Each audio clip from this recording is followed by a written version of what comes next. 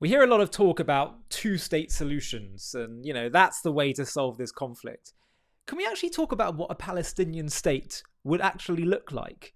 I think this is missed a lot of the time. I want to show you a clip of Douglas Murray talking to Marissa Street, CEO of PragerU, where he outlines in very simple terms what a Palestinian state would most likely mean. Have a watch. On that one, if they got their way presumably being the Palestinians get given a state in what is now Israel, what do you get from it? All you get is another failed Arab country, which at best would be incredibly corrupt and violent, and at worst, most likely, would just be another Iranian satellite state. So, why should a teaching union in the US be pushing kids to campaign for something which wouldn't improve the life of anyone, let alone their life in the United States? You want another failed Arab state? Okay, great. What's that going to do for you? Right. Well, that's the two-state delusion, which is the idea that it's in Israel's gift to create a Palestinian state, and that everything about the facts on the ground must be pushed towards a two-state solution. And that and again, there have been Democrats and Republicans, conservative and Labour, people from right and left for decades now have had this delusion that they should focus their foreign policy on the two-state solution, because the two-state solution will solve all of the other problems in the Middle East. And that's flat out wrong. There is no reason to suspect that the economy of the Yemen would boom if Mahmoud Abbas ran a deeply corrupt another Palestinian state. There's no reason to think that the Ayatollahs in Iran would suddenly grant Iranian women equal rights and not imprison them if they don't cover their hair, simply because Hamas was running another state in the Middle East. It's a total delusion.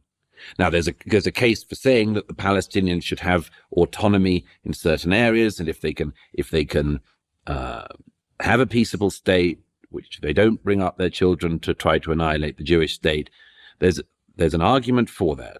But it is a delusion to think that that should be the principal priority of Western policy in the region, and that if it happened, everything would bloom. Douglas is absolutely right to say that it is a complete delusion where people have totally buried their heads in the sand to reality. But I would actually make a separate point and say that it's not just a theory anymore, but we've actually tested the theory. We've tested the idea that if we grant statehood or mini-statehood to the Arabs, that they would somehow choose peace, prosperity, all of that. The test was Gaza, and I want to explain how. Before we continue with this video, I just want a moment of your time to tell you about a very special group of people in Israel, Leket. As you will know, Israel is under enormous strain right now, not just from war, but it impacts people's lives economically too. And it's one thing to have charities that buy food to help those in need, but what makes Leket so incredible is that they're rescuing perfectly good, nutritious food that would otherwise go to waste.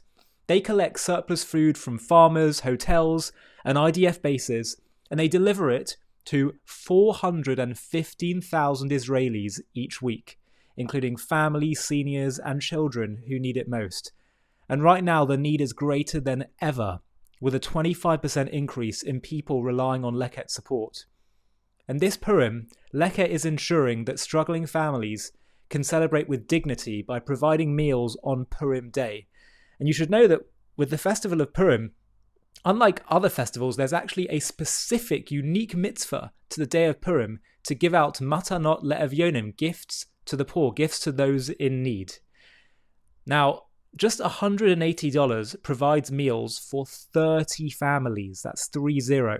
So if you'd like to support Leket in any way you can, there's a link in the video description to donate to their Purim campaign. So in this video, click on the link below this video in the description, and you can contribute to their campaign as part of your Purim mitzvah.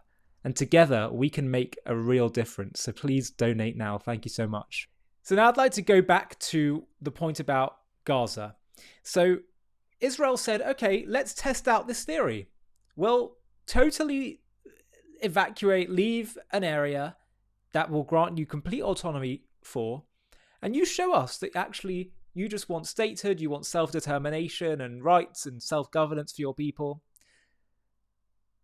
Within months, Hamas was elected, and they created a society, fostered a society that was basically modern-day Nazi-esque, that chose anti-Semitism and violence, Jew hatred, desire to wipe out the Jews, throw them into the sea, get rid of their right to self-determination in their ancient homeland.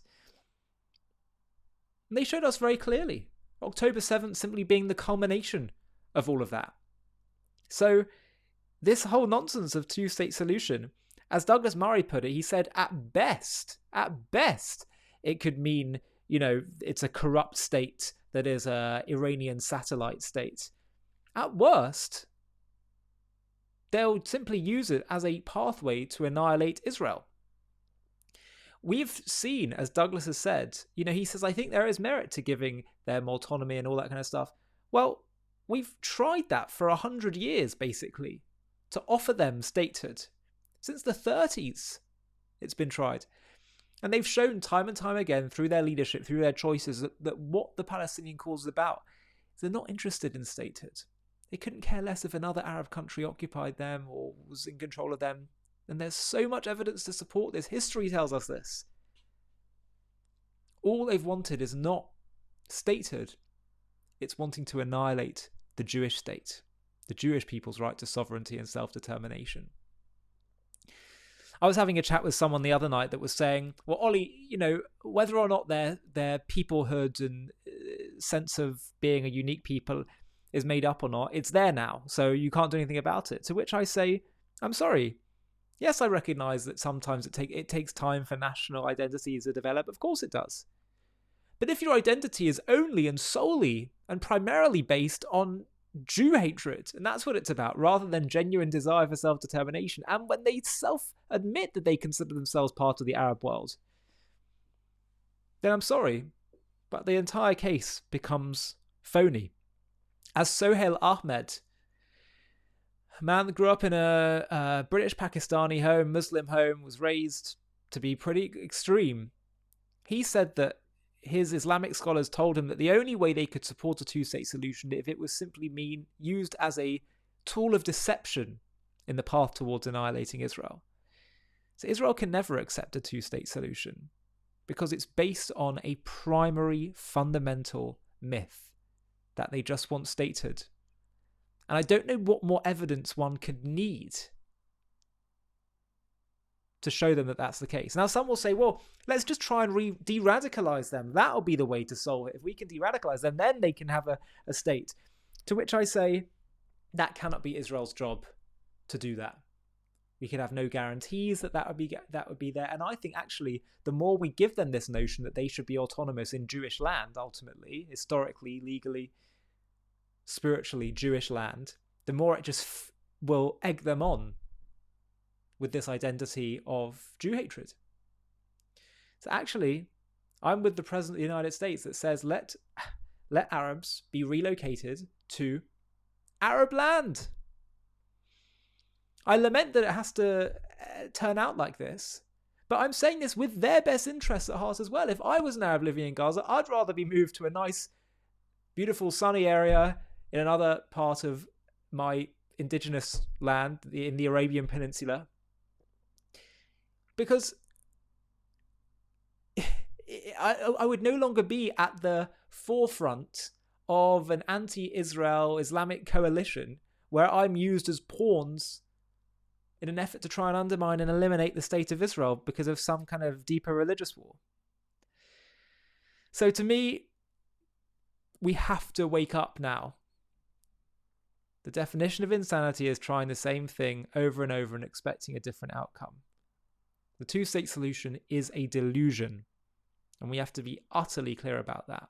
Hi, thank you so much for watching. To watch another one, click here. To stay up to date with all our content, click here to subscribe. And if you're able to, you can help support JTV to grow and grow by clicking join below this video, where you can become a member and get perks including early access to videos and private live discussions with me. But most of all, you'll be partnering with us on our mission to change the world.